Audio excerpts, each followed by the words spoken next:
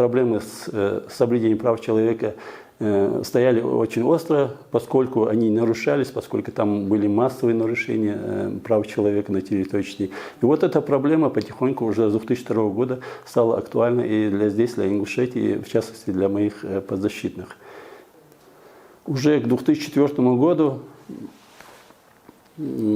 ситуация была настолько накалена, что и накалена, на мой взгляд, осознанно, накалена определенными кругами, которые хотели ее накалить, я имею в виду силовые структуры, которые здесь в республике действовали, которые намеренно это все провоцировали ситуацию с тем, чтобы уже начать вот те репрессии, которые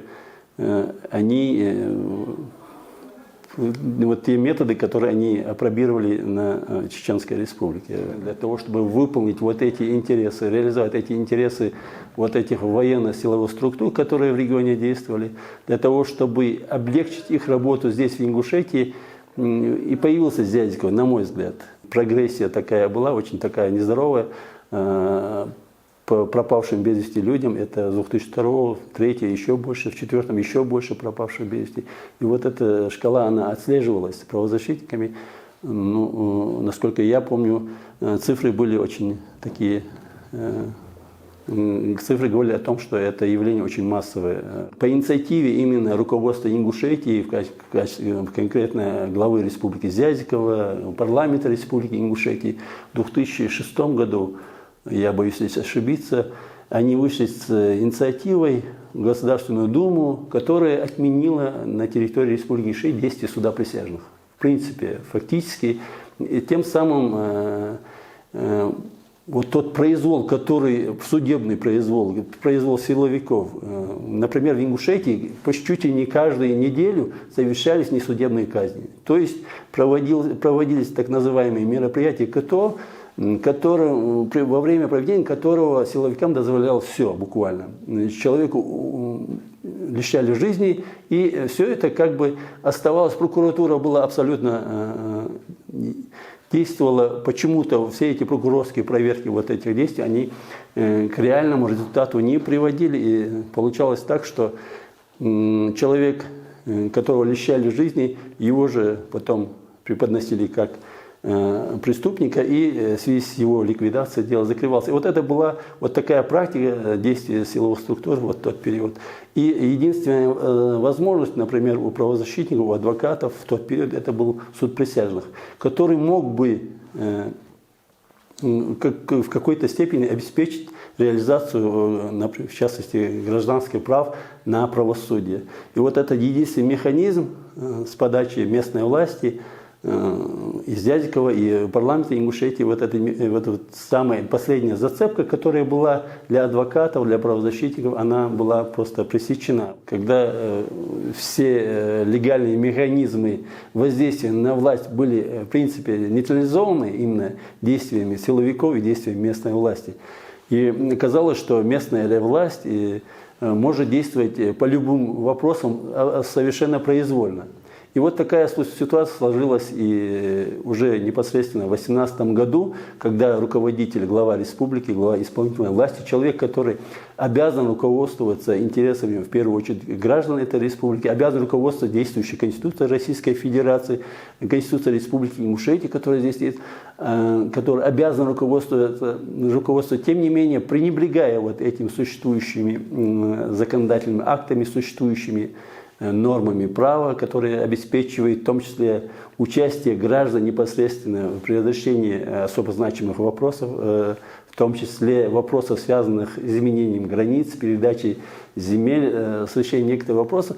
Это дело дошло до того, что вот глава исполнительной власти Ингушетии в обход всех этих норм совершил вот такой подлог. То есть совершил буквально подлог. Подлог, о чем речь, он в тайне от своего народа заключил соглашение с главой соседней республики исполнительной власти, и тем самым значительная часть территории республики Ингушетия, Сунельского района, которая непосредственно связаны, исторически и культурно связаны с ингушским народом, вот эта территория была незаконно, произвольно абсолютно передана в состав соседнего субъекта Чеченской Республики. Поскольку выбирать региональную власть люди лишены права, контролировать его лишены права, судебная система абсолютно находится в состоянии независимом от народа, вот от этого, и никаких либо рычагов возможности воздействовать на эту власть, на местную власть у народа, у общественности республики, у здоровой общественной республики отсутствовало. Люди, руководствуясь теми же положениями Конституции Республики Ингушетия и России, которые позволяет людям высказываться по поводу наболевших проблем и вот заставил людей уже непосредственно действовать именно в рамках общественного протеста. Аресты участников этого митинга, которые произошли уже сразу после митинга, и сам разгон этого митинга утром 27 марта 2019 года в Магасе, разгон абсолютно провокационный, произвольно место проведения расследования предварительно переносится в другой регион, Нальчик. Произвольно, абсолютно произвольно. По одной справке сотрудника ФСБ, который полагал, что в Республике Ингушетия неэффективно будет проведение судебных процедур по обвиняемым. До сих пор не определились, следственный орган не определился, по каким основаниям их держат там и за что их должны судить. Там очень много примеров того, что абсолютно нет никаких фактических обстоятельств, которые можно было квалифицировать как юридически незаконные и законные действия. То есть, например, в отношении, например, есть Хамхоев Магомед Мусаевич, человек, в отношении которого нет никаких доказательств, что он совершил какое-то насилие.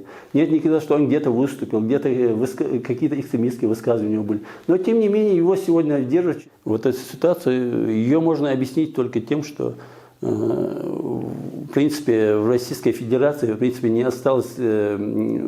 Российская Федерация потеряла себя как правовое государство.